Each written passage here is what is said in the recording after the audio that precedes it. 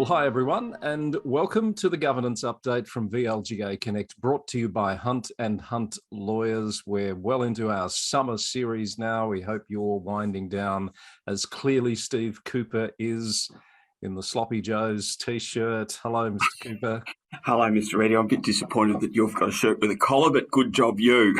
Well, I have to confess, we're recording this first thing on the Friday morning, and I'm heading out for the day. I have business in the city of Whittlesea, and I've got my sun hats because we're going to be looking at a few important sites around the city today. And you are sun smart too, so well done. Oh, and thank you for noticing my t-shirt. Oh, how could I not? It says Sloppy Joe's Key West.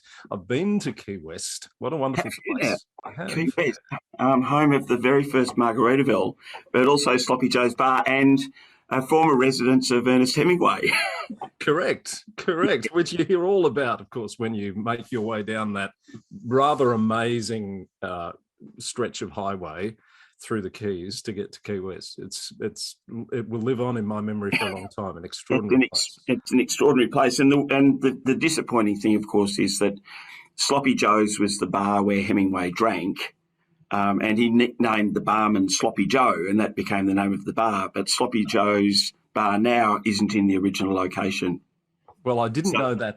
I didn't know that bit. So you learn something every day. There you go. Why but the shirt today, Steve?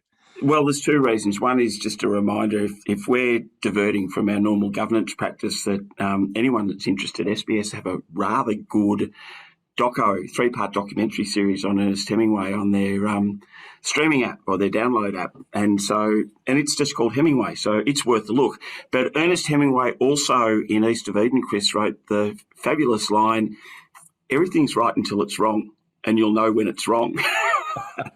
Right. I can see perhaps a link coming here to local government. Is that right? Culture may be, Chris, because it would be nice if we know earlier when things are wrong rather than waiting till they get catastrophised. So do you have news?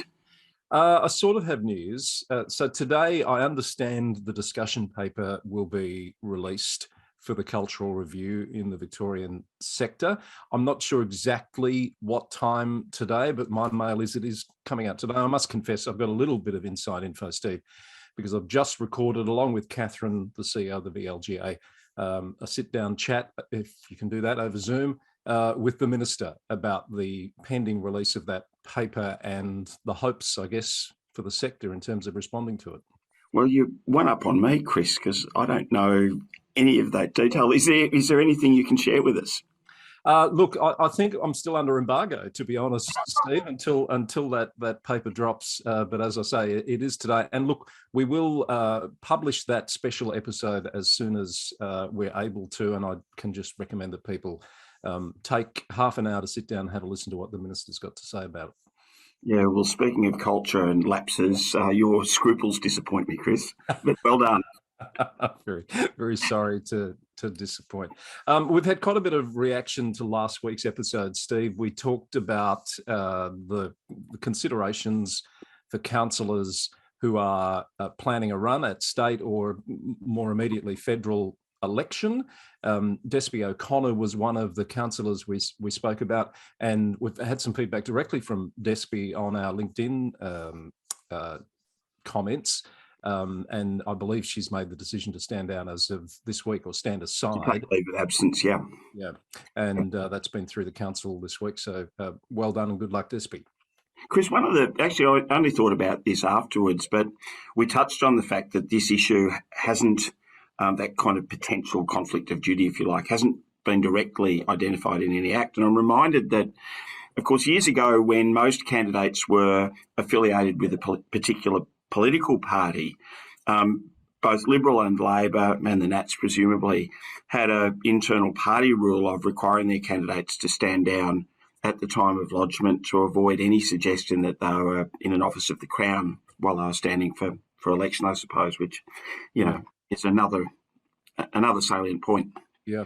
So we've had some more this week, some more councillors either flagging an intention or being pre-selected for one of the parties, for example. Yeah, no, there's two I'm aware of, Chris. Is that your mail?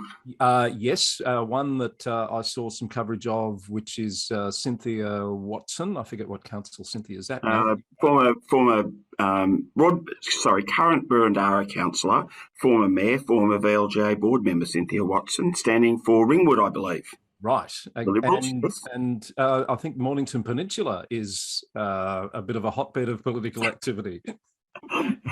Paul Mercurio. I'm just trying to think of some incredibly outrageous but very tired pun, so we won't go there. But Paul Mercurio standing for the Labor Party in Hastings, I believe. Right. So watch this space, and I'm sure there'll be more, as we said last week. Also making news this week, a new report out of IBAC. This is not about local government, but I'm sure there's some salient points, as you might say, in this for local government. Worth a read, Chris. Operation Dawson involved a police superintendent, so someone of a quite senior rank who was involved in a church where there was an allegation against one of the parishioners of sexual misconduct. Someone in the church prevailed upon the superintendent to provide some information regarding the investigation and the way that investigations are carried out, and that had some consequences. It's also interesting to note in the report, I guess, a dissenting view by the superintendent or some concerns expressed regarding the way that the investigation was carried out. But for mine, it's a salient link to people in local government that often, we know members of the community and they will ask for information where the council's involved in a matter, and sometimes you can't tell them. Yeah, very true. So for local government, it's not hard to see situations where an officer might have access to information that might be relevant or could influence the way a matter is determined. So this sort of really drives that conflict of interest point home, I guess. It does, and it's also a reminder, I guess, for leadership too, that good IT systems these days will have traceability around who's been accessing documents. Now, we should do the right thing whether there's that traceability in your systems or not, but it's also, one of the strengths of VicPol is that they know who's accessing the LEAP database. Yeah. You want to have a good reason. Yeah, local government probably wouldn't quite have that level of visibility of access. Would you say that's fair? Not necessarily. I do recall an IT manager at a Western Suburbs council introduced a particular software package that had that traceability, Chris. Oh, well, there you go. Okay, perhaps it's come forward a lot further than I realised. All right, I'm sure that'll be a report that'll start to appear on council audit and risk agendas, and so management, who are usually responsible for making comments on those reports, who are listening to us, get ready to have a think about that one and describe the impacts, if any, on your council. Steve, another one that's in the news this week that you brought to my attention, a Supreme Court judgment in New South Wales in relation to anti-vaccination activists. What's the relevance of this one? Yeah, so there's a legal case in New South Wales, Chris, in the Supreme Court. An ambulance officer has taken legal action in regard to anti-vax or vaccination mandates. Crowd-funded $54,000, but the magistrate the judge, I should say, is making noises about questioning the way that the case has been managed, I suppose. And there is some question either for the plaintiff or for the lawyer as to whether they're going to be able to rely on just those funds in terms of, the costs of the action. There might be some personal costs borne by either the plaintiff or the lawyer. Okay.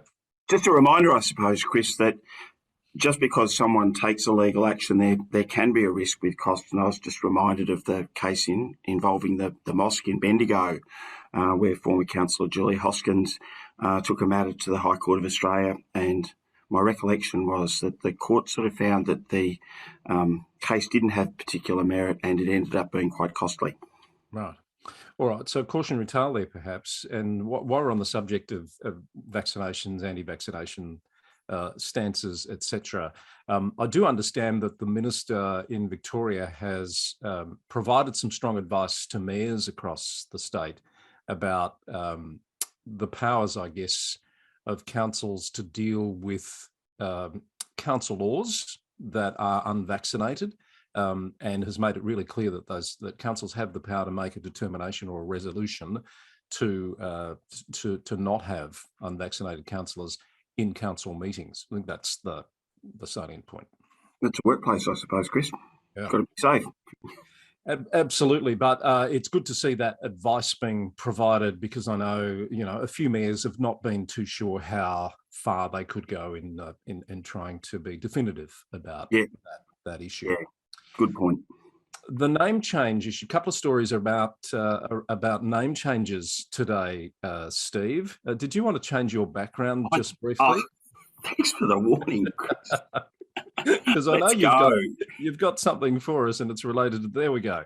What's that say? That's Wordsworth Street, formerly Leather, Rag and Putty Street. Where's that from? It's from the beautiful little town of Hawkshead in the Lakes District of England. Most famous, actually famous for lots of things, but just around the corner from, what do we call it, Wordsworth Street, is the law offices of William Heelis, who was the husband of Beatrix Potter. Oh. William Wordsworth, the poet laureate of England, actually went to secondary school in Hawkshead, and they are rather fond of their Wordsworth. They know what a word's worth, Chris. Boom, boom. So when we've been talking about renaming, I just thought, that's actually interesting. Renaming isn't a thing. And I must admit, when I posted that on my Facebook at the time, I did sort of comment, wouldn't you have loved to be at the council meeting where they decided to make that change? It's as long as it wasn't the Handforth Parish Council. Oh. I hope it was a different council that had to deal with that issue. So that's your photo? You took that yourself? I took it myself, yes. I did.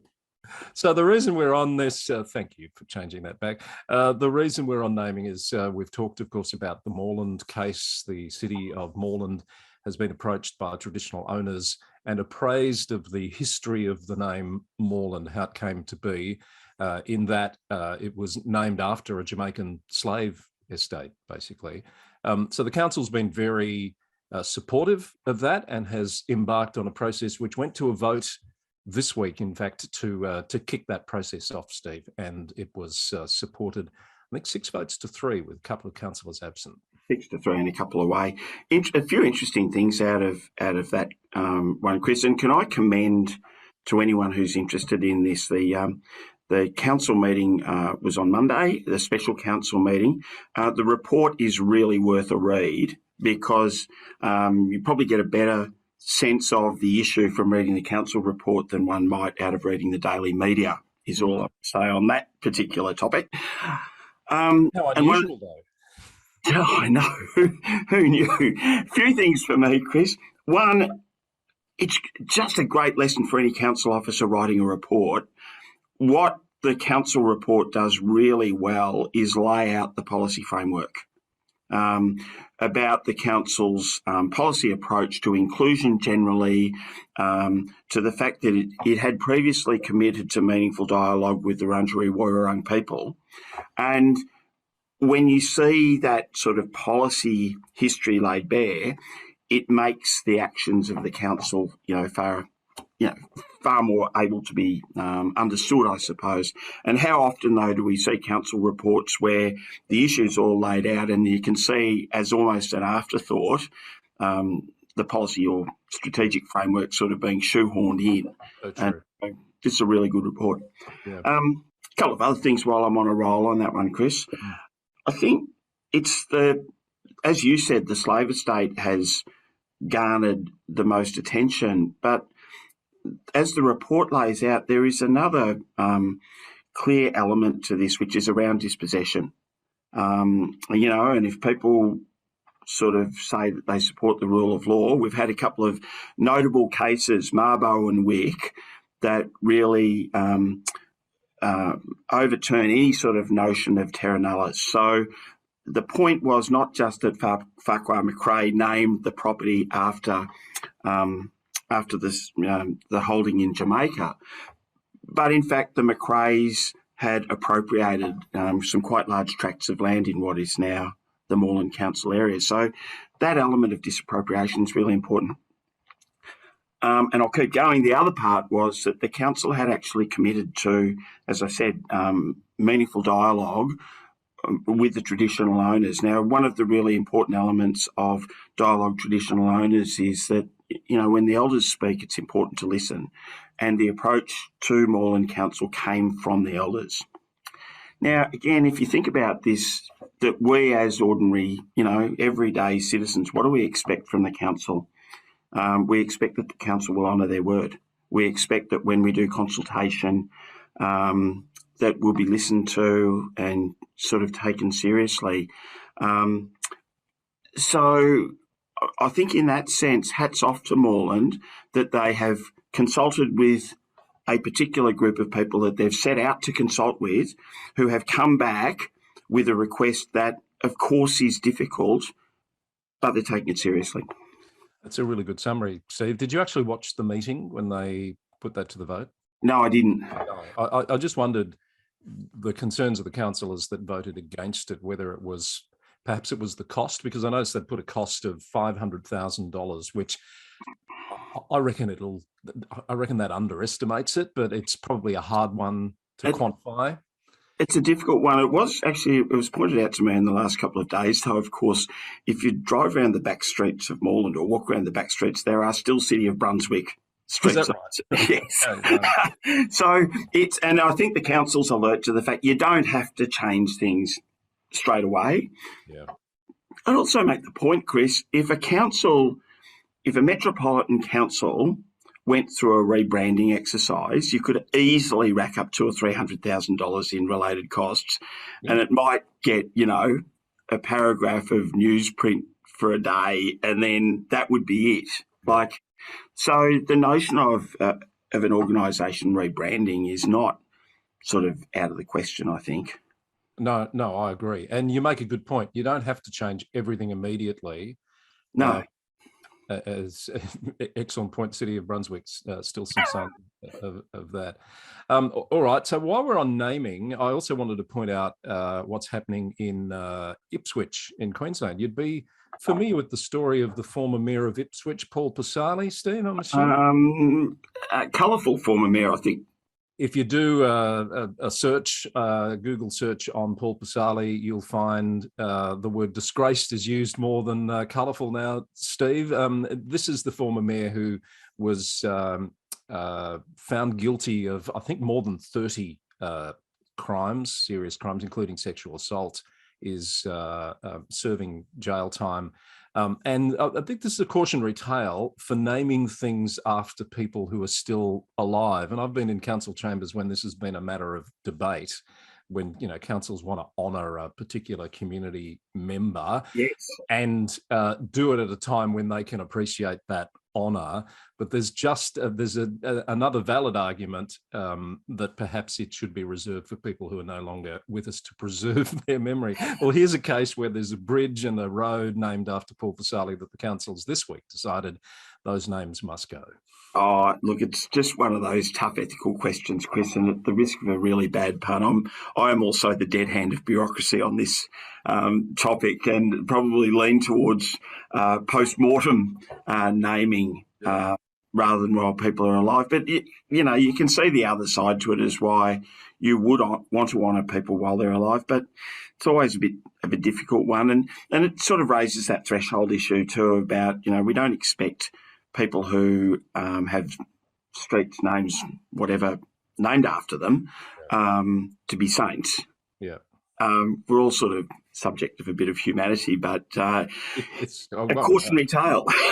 Absolutely. And there's actually, I've just realised there's a third naming issue going on. This one's not as major as any of those. Moreton Bay Regional Council in Queensland. Did you know that they're claiming, and I don't have any doubt to doubt this, any reason to doubt this, that they're the third largest council in the country now, Moreton Bay. It's going to be 700,000 residents. They no longer want to be a regional council. They're going to change to be a Moreton Bay City Council, which makes some sense. This is what Melton did a few years back, yes, going Shire to a city. So there's a bit of logic there with the growth that's Oh, happening. it's always a big thing. I can remember, like if you went back far enough, I'm sure that Swan Hill, Horsham, Hamilton, pre-amalgamation were boroughs before they became cities. And at some point they've had a renaming. How big do you think you need to be a city? Oh, I don't know. Well, obviously not as big in Victoria as in Queensland. But I think, I don't know, 50,000. So the reason Like the reason I ask, and I'm really digressing here, there's a little town in Cornwall, seeing as you brought up England today, there's a little town in Cornwall called Marazion. I think I'm saying that right. They've got 1,400 and something residents, but they're putting in a bid under this Queen's Platinum Jubilee, so the 70-year celebrations where they get to bestow city status on a select number of towns around the country. They're putting in a bid to become a city. They're not even at 1,500. I'm not misspeaking, 1,500 residents yet. So I'm not sure that's going to get up. Yeah, but better to be talked about than not being talked about, Chris. Oh, So I've fallen good in luck that with trap. that project. I've fallen into that trap. Before we get on to a little bit of appointment news, I just also do want to note that the New South Wales rate cap was announced this week, Steve, by the Independent Pricing and Regulatory Tribunal, and it's not gone over well, I think it's fair to say. They've got this system now where there'll be a base cap of 0.7%, which will be all that about 78 of the 128 councils get, and then those with population growth have a growth factor that gets added on up to a maximum, as I understand it, of 5%. I know the sector's been calling for, not just in New South Wales, but across Australia, calling for reimagining how we do rates. People say there must be a better system. I'm not sure this is it. No, I don't think so, Chris. And interesting, in the same week where I think the ASU and some partners released a report that was midweek, there was an article in the media about the impacts on council services of rate capping in Victoria. Yes. And the fact that councils, as a consequence of rate capping, that's advanced decisions that councils have made to get out of things like childcare and aged care and so on, because, really coming back to sort of core services. I'm glad you raised that. It wasn't on my list for today, but you're right. This was the Future Work, the Centre for Future Work that did the work commissioned by the Australian Services Union. I've spoken about this on the latest podcast bulletin, Steve. The upshot was nearly 7,500 jobs lost because of the rate capping regime, according to this study. That includes indirect private sector jobs, but about 5,000 direct in the local government sector. And it's making the argument that councils are seeking to replace the revenue in other ways, and that's led to an annual 6% increase in fines, fees, charges, those sorts of things. And there's also some equity questions, Chris, I think I read too, and they make the rather excellent point that fines, fees, charges often are levied against people who can least afford to pay, whereas rates as a tax on property at least kind of resemble a wealth tax on, and they're not arguing necessarily for wholesale rate increases, but that we're sort of increasing inequity unintentionally by doing this. A couple of other points on that, Chris, too. Regional councils, Victoria, have been, I believe, advocating pretty strongly. And like we all know that the rate burden in our rural and regional towns and cities, no matter their population, Chris, is in excess of those in the metro, and presumably at times for a lesser level of service because they don't have the economies of scale. And the report I read a few weeks ago made the point that, if you had a $2.5 million wheat farm in the rural city of Mildura, would pay far more rates than a $2.5 million residential property in Stonington. Now, I'm not convinced necessarily that they should pay the same amount of rates, but there is a very strong argument that an average house, in a town ought to pay about the same amount of rates, but that would require a real reimagining, of the way that we operate our system. It's complex, isn't it? And it's never lost on me that in terms of the overall tax dollar that we pay in this country, only 3 cents in the dollar comes from local government rates. Yet it's the only one you actually get a a bill for that you have to pay. And again, certain elements of the media probably spend a disproportionate amount of time talking about it, Chris. Correct.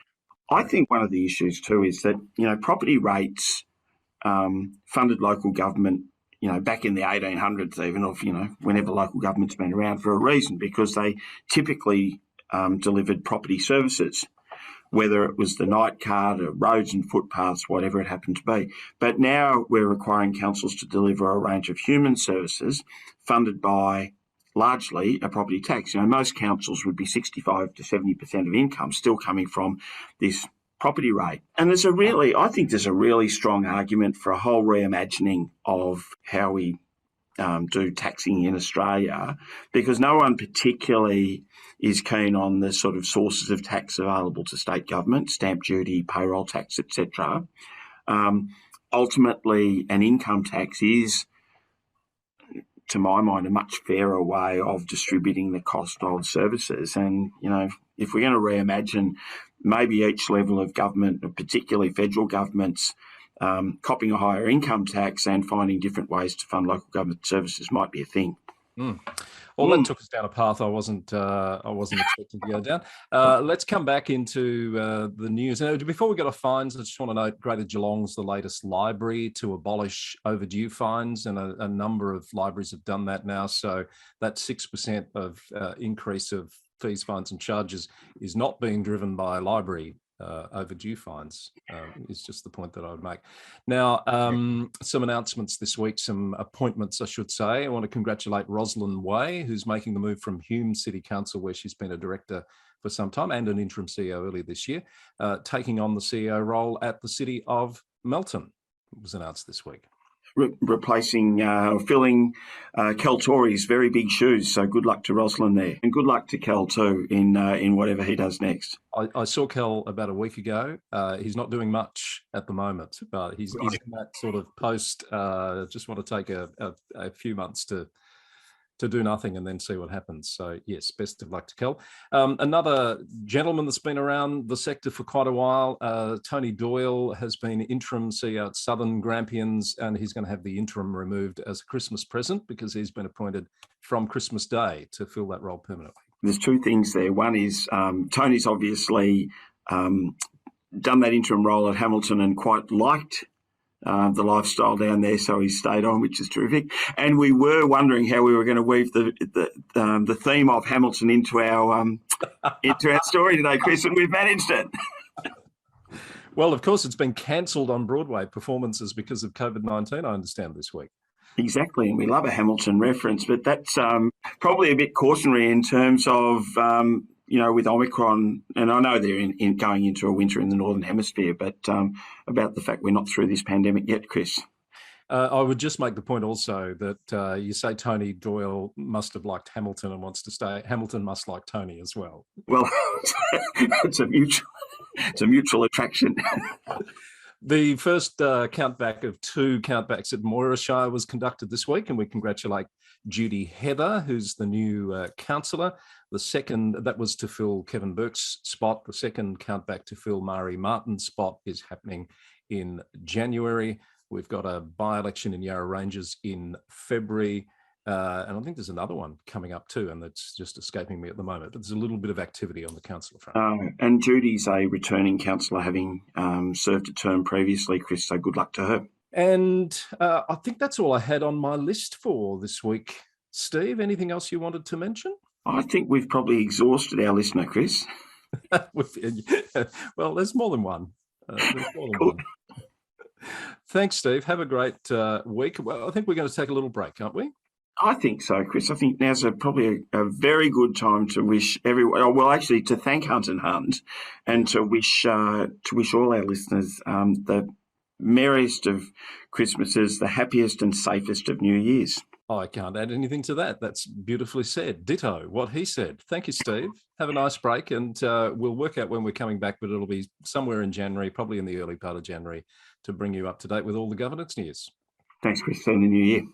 Thanks very much. And as Steve said, thanks to Hunt and Hunt Lawyers, our sponsors of the Governance Update, coming to you from VLGA Connect. Stay tuned for the local government news roundup for any breaking news over the next few weeks, and look out for that special episode of VLGA Connect dropping anytime with the Minister, Sean Lean, talking about the Cultural Review discussion paper.